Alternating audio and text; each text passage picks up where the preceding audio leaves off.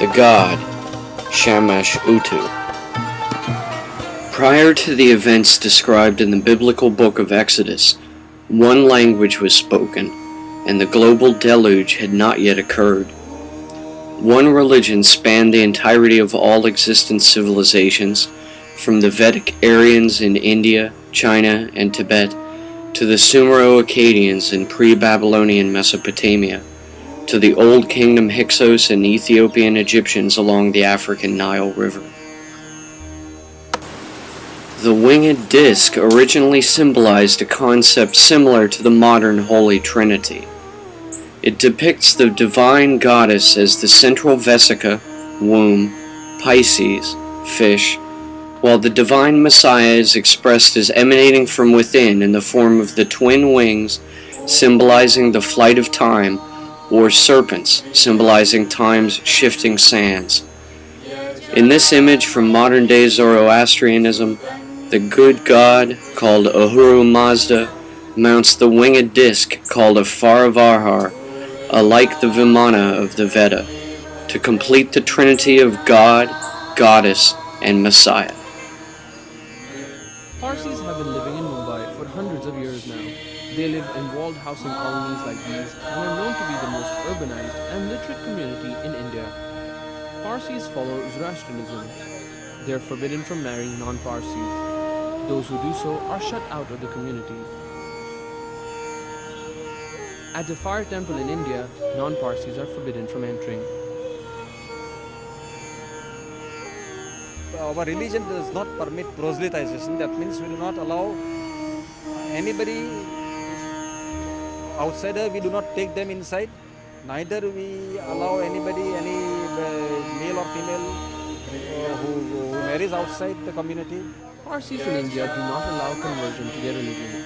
The Parsi Panchayat is not open to children of Parsi women entering the community if the father is non-Parsi. Roshni D'Souza married a Christian in 1999. She is a Parsi woman, but the Bombay Parsi Panchayat believes her children cannot be introduced into the community. Her children were banned from performing the Navjot ceremony. The Navjot is a ritual through which a child is introduced into the Zoroastrian religion. Religion is a very personal issue.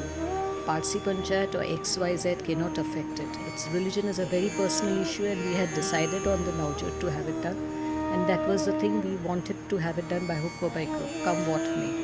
So what did they try to do? They tried to scare my guests who were going to attend the function by giving in the media that they would be standing outside with black flags. We received threatening calls that they would come to my house and tear the sadra and custody of my children once they were wearing it. They would harm the family. This symbol of modern Zoroastrian religion dates back to the earliest written records of history, many millennia before the first writing of the Torah by Moses. The symbol of God inside a winged, flying, disc-shaped craft, his Faravarhar Vimana, dates back to the earliest city-states of Mesopotamia. This relic depicts the same image from the era of the Akkadian Empire some 3,000 years ago, though they called this god not Ahura Mazda then, but Ashur. 15 years ago or so, before we started the association, they had deliberated on this fact and they found that they could not excommunicate Parsi ladies married to non-Parsis who had married under the Special Marriages Act. And suddenly now, after 15-16 years, they suddenly decided that, oh no, they have to be excommunicated. If you marry outside the community, you cannot use any of the privileges or rights over the Parsi, which is absolute nonsense. And we're not going to take it lying down. We're going to fight this. Here we see the god in his flying vessel, floating above a crescent moon, symbolizing the spring equinox in the contemporary vocabulary. On the far right stands a man gesturing at the god. To his left stands a shorter man, clad in the garb of a fish. Between these two, directly below the crescent eclipse, stands an arched doorway surrounded by 17 flames. Behind the mer-priest is a creature called Tiamat, a snake with wings and legs. Above Tiamat shines a 16-point star, to the right of which appear 7 orbs.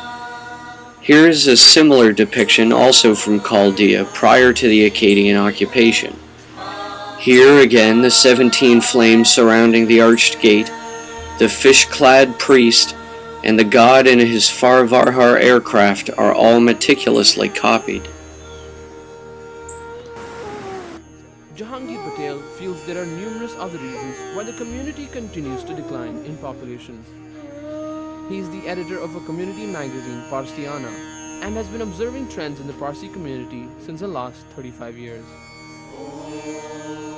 There is a tremendous gap between the births and deaths. And basically, we're an aging community. The number of people in the reproductive age is very small. So, unless everybody were to get married at a young age and have 5 or 6 children, you couldn't stem the decline.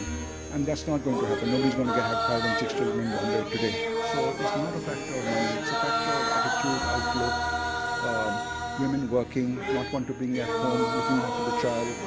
So, all in all, the decline is going to continue. It's going to get worse. It may stabilize at a population of about 20. There are only about 100,000 Parsis worldwide. They are at the heart of various businesses and innovations that have shaped this country. They have even played a fundamental role in India's freedom struggle up to 1947. Khushru Madan was a Parsi priest who agreed to conduct the initiation ceremony of Roshni's children. He has had to undergo a lot of criticism, but feels he is trying to do his part in helping the community grow. Well, it is not mentioned in any of our scriptures that non-Parsis cannot follow Zoroastrian religion. There are a lot of non-Parsis Zoroastrians all over the world. Unfortunately, our today's so-called Orthodox Parsis, they think that a Parsi is a Zoroastrian and Zoroastrian is a Parsi, which is wrong. Zoroastrian can be a non-Parsi also. Hardly any Parsis left to go to fire temples. Now in Bombay itself, there are about 45 fire temples. Out of that, only 8 or 10 are working well. The rest are on the verge of close down. There are hardly 2-3 Parsis going in a day. And it is very costly to maintain a fire temple. Because copied. The Chaldean examples show the fish-clad priest character quite clearly. However, his exact function in their society has since been lost. That he is a human male holding a small sphere and wearing on his own head the face-up, mouth-agape skin of a large fish is quite clear from the depictions. In this carved stone bust of one of these mermen, from the Sumerian collection in the Louvre Museum in Paris, France, we see the shape of their crown makes their heads appear elongated, but that their facial features remain distinctly human in all traits. Likewise, we see another example of the elongated skull in this small doll, also from the Uruk period, 7,000 years ago. This 1/3 scale doll possesses a different set of facial traits than those shown in the larger-than-life scale bust. This small doll has large almond-shaped black eyes and a small, narrow-lipped mouth. Obviously, however, both bust and doll depict males, since the doll has anatomically accurate male genitalia. There are both gods and goddesses, and very often it's very hard to identify them unless there's a hieroglyphic caption.